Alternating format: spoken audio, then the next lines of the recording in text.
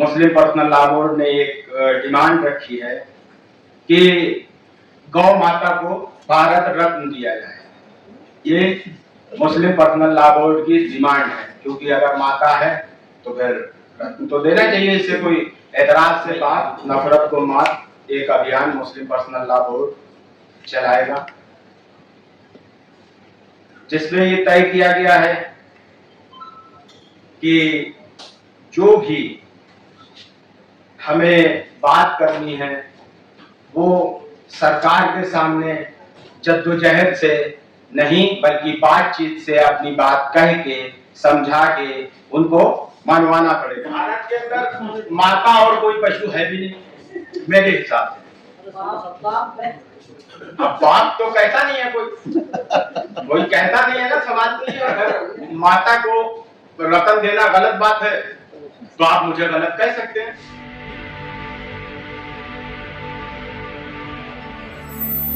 चिंतन बैठक हुई जिसमें एक बात तय हुई, शूरा कमेटी की बैठक हुई थी कि अब जो है हिंदुस्तान के अंदर जो लोगों के बीच में दूरियां बढ़ रही हैं, नफरत ज्यादा हो रही है, तो उस नफरत को कैसे खत्म किया जाए। तंजीमों का ये भी काम होता है कि भाईचारगी बढ़े और कौम मिल्लत आगे बढ़े और हिंदुस्तान भी तरक्की करे। तो इसके तहत आप नफरत को मात एक अभियान मुस्लिम पर्सनल लॉ बोर्ड चलाएगा, जिसमें ये तय किया गया है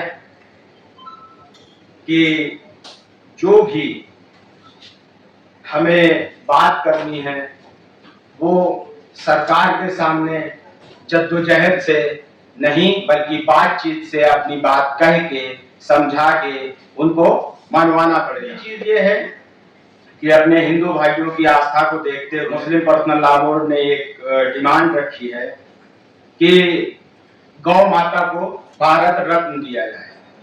ये मुस्लिम पर्सनल लॉ बोर्ड की डिमांड है, क्योंकि अगर माता है तो फिर रत्न तो देना चाहिए। इससे कोई एतराज नहीं है।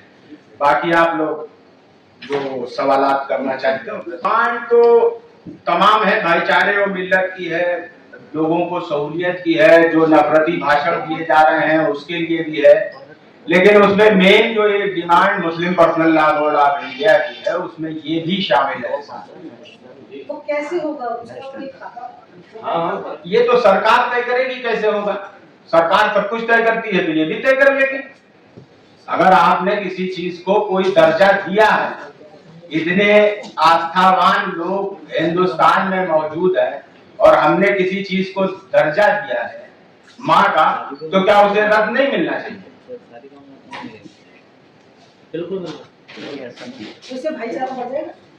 बिल्कुल। जिस चीज के लिए चल रहा है, मॉब लिंचिंग होती है, ये होती है, वो होती है। जब गाय को राष्ट्रीय पशु बताने की बात हुई तो कहा गया कि हम पशु नहीं बना कह सकते हैं क्योंकि वो माता है। आपने शायद उसको सुना नहीं। मैं हिंदू हूं, मैं तो उसको माता नहीं मानती। अब ये मैं सारे हिंदुओं की बात नहीं कर रहा हूँ, मैं उन लोगों की बात कर रहा हूँ जिनकी आस्थाओं को ठेस पहुंचती है। तो मुसलमान इसके लिए सबसे आगे है। उसने कहा कि हम, आपने पश्चिम बंगाल में देखा, उसके बाद दूसरे भाषण भी आपने देखे, तो ये समाज में दूरियां बढ़ाते हैं। इसलिए कौम मिल्लत का काम है कि इसके ऊपर जद्दोजहद ना करे, वो इस चीज से किनारे हो जाए और सरकार से बात करे। अभी आपने कहा कि मुस्लिम पर्सनल लॉ बोर्ड एक अभियान चलाएगा, हिंदू मुस्लिम जिस तरह से नफरत फैल रहा है उसको रोकने के लिए कहने का आपका इशारा है, वो अभियान क्या होगा? वो अभियान ये होगा कि जब हम बीच में बैठेंगे वो अपनी बात कहेंगे, हम अपनी बात कहेंगे, हम अपनी बात समझाने में कामयाब हो जाएंगे, हमारा अभियान कामयाब हो जाएगा। वो मेरी बात समझने में कामयाब हो जाएंगे तो मेरा अभियान पूरा हो जाएगा। 1947 से लेकर जब देश आजाद हुआ है ये वार्ता ही हो रही है, और ये वार्ता कब तक चलेगी? तमाम तंजीमें आई, उन्होंने अपने अपने काम करे, हम लोग भी आए हैं। जिस स्तर पे, जिस हालात में है, जिस तरीके से है, उस तरीके से जद्दोजहद कर रहे हैं। वक्त और हालात धीरे धीरे बदलता है। 47 जैसे हालात आज नहीं है, आज दूसरे तरह के हालात मुल्क में पैदा है। तो हम जाएंगे, कोई और आएंगे, आते रहेंगे और जाते रहेंगे। कल कोई और वहां पे सवाल कर रहा होगा, कल यहाँ पे कोई और जवाब दे रहा होगा, ये भी होगा। ऑलरेडी पहले से All India Muslim Personal Law Board of India है, फिर नया Muslim Personal Law Board of India बनाने की जरूरत क्या मतलब क्यों पड़ी? हिंदुस्तान एक इतना बड़ा मुल्क है कि उसके अंदर तमाम संस्थाएं काम करती हैं, लेकिन फिर भी काम नहीं हो पाता।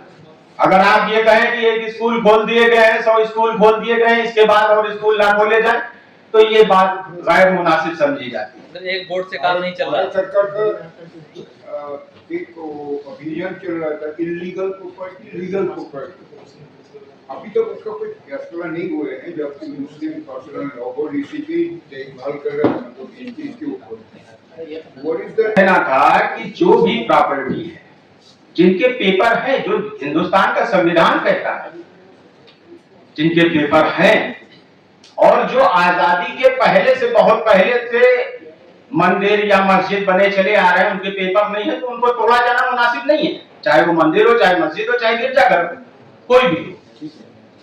अगर आप उसमें देख रहे हैं कि ये बहुत पहले से, ब्रिटिश के भी पहले से, मुगलों के जमाने से, उसके भी पहले से, चाहे मंदिर हो, चाहे गिरजा हो, चाहे वो, तो उसके कागज कहाँ उपलब्ध होंगे? एक टेक्निकल पॉइंट ये आता है। जो छोड़कर पाकिस्तान चला गया, उसकी तो संपत्ति ऑलरेडी गवर्नमेंट जो है उसको एक्वायर करे हुए शत्रु संपत्ति घोषित करती है। सर, आप संविधान की बात कर रहे हैं, और संविधान जब लागू हुआ था, doctor B are Ambedkar ji ने उसी दिन लिख दिया था, जो चीज जहाँ है वो जैसा स्थिति बनी रहेगी, तो ये बवाल क्यों? पिछले 10 साल से हुआ है। यही बात समझने की जरूरत है कि ये बवाल क्यों, नफरत फैलाना चाहते, क्यों बवाल? पिछले 10 साल से हुआ है, जैसे मोदी ये मोदी नफरत फैला रहे हैं। देखिए, ये नहीं है कि मोदी आए हैं या कोई आए हैं उसकी वजह से है। जब हम समाज के अंदर अपनी बात को पूरी तरीके से नहीं रख पाते हैं, नहीं समझा पाते हैं, तो दूरियां बढ़ जाती हैं। जैसे कि एक वर्ड आपने सुना होगा, आप लोगों के बीच में कॉमन वर्ड है कि जहादी। जहां भी कुछ लोगों ने उसको तरमीम करके बताया कि जहां भी दिखे हिंदू उसका कत्ल कर देना चाहिए। नहीं, इस वर्ड का ये मतलब नहीं था। हमारे उलेमाओं ने शुरू से आज तक समझाया ही नहीं कि क्या मतलब है। कुछ गलतियां हुई हैं, उसको भी एक्सेप्ट किया जाता है, उसी चीजों को लेके आगे चला जा रहा है और कहा जा रहा है कि जो चीजें नहीं समझ में है और उसको कोई दूसरी तरह प्रस्तुत कर रहा है, तो हम अपनी बात साफ सुथरे तरीके से रखें। सर, आपने कहा है कि हम भारत में भारत रत्न देने की मांग करते हैं गाय के लिए। क्या भारत में किसी पशु को इस तरह से भारत रत्न दिया गया है अभी तक? भारत के अंदर माता और कोई पशु है भी नहीं मेरे हिसाब से। अब बाप तो कहता नहीं है, कोई कहता नहीं है ना, सवाल तो ये है। देखिए, आप ये कंसेप्ट कहाँ से लाए हैं कि इसको भारत रत्न दिया जाए एक पशु को? हमारा देश अगर माता को रत्न देना गलत बात है तो आप मुझे गलत कह सकते हैं। लेकिन हिंदू गाय भी पालते हैं, लेकिन वो सुअर भी पालने लगे हैं आजकल। बिल्कुल। हिंदी में कई जगह देखा है, तो वो बड़ा अवतार बताया गया है, सुअर तीसरा अवतार बताया जाता है, उसके लिए क्या मांग करते हैं आप? वराह अवतार के लिए तो हमें कोई मांग करने की जरूरत नहीं है। आप जानते हैं कि वो अपने आप में भगवान है, हम उसमें क्या कर सकते हैं? हम उनके लिए क्या, भगवान के लिए हम कौन सी मांग कर सकते हैं? अच्छा सर, माता के लिए कर सकते हैं, पर भगवान के लिए नहीं कर सकते। आपने कहा वराह अवतार है ना, तो अवतार तो भगवान का है, उसके लिए मैं दुनिया में क्या मांग कर दूंगा? अच्छा सर, बोर्ड में कुछ महिलाएं भी हैं या सिर्फ पुरुष ही हैं? नहीं, महिलाएं भी हैं, सभी कम्युनिटी के लोग हैं। आज आए हैं। हाँ, महिलाएं आज आई हुई हैं। अच्छा, नादिया इलाही कुरैशी है, मुसलमानों को बड़ी गालियां देती सवाल का सीधा से जवाब ये है कि बहुत सी चीजें ऐसी हैं जो ये दूरियां बढ़ाने के लिए काम है। और आपने एक चीज सुना होगा कि इधर भी कुछ पेड़ है, कुछ उधर भी पेड़ है, चारों तरफ बहुत से पेड़ है, जिसकी वजह से ये चीजें बढ़ रही हैं। आप सब शुरुआत कर रहे हैं गाय को बचाने की, गाय को सम्मान देने की। हम आज गाय को बचाने और गाय को सम्मान देने की बात नहीं करें, ये एक एजेंडा। आप बस नोट ले ले, उसके पढ़ ले, उसके बाद भी सवाल भारत रत्न देने की बात करी है आपने, जी बिल्कुल करिए। तो सम्मान नहीं है। आप एक मुद्दे की बात कर रहे हैं। आपने कहा कि आपके पास ये एक मुद्दा है खाली, मैंने उसके ऊपर आपको टोका। मैंने इसके लिए नहीं टोका कि आपने ये कहा कि सम्मान देने की बात। लेकिन आपके जितने भी मुद्दे आ रहे हैं गाय को सम्मान देने के, लेकिन वो लोग तो आपके सारे मुद्दों को धराशायी करते जा रहे हैं कि हम नहीं करेंगे राष्ट्रमाता घोषित। तो हम भी तो शांतिपूर्वक उनसे ये मांग कर रहे हैं, हम और तो कुछ कर नहीं सकते हैं हिंदुस्तान में, और तो कुछ कर नहीं सकते हैं। 120 करोड़ हिंदू की आस्था की बात करना क्या हिंदुस्तान में बुराई है? आप बताइए। लेकिन कुर्बानी भी तो होती है फिर कहीं कहीं पर, उसके लिए मना करते हैं आप उन लोगों को? बिल्कुल, क्या पश्चिम बंगाल का उदाहरण आपके सामने नहीं आया? जागरूकता के बाद ही चीजें बदलेंगी। कुछ अभियान क्यों छेड़ते हैं आप उसकी तरफ? आप बहुत अभियान छेड़े गए हैं, अभियान छेड़ने के ही तो नतीजे कुछ निकल रहे हैं।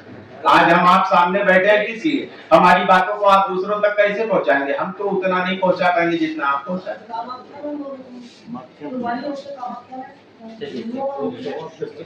बकरों की होती है।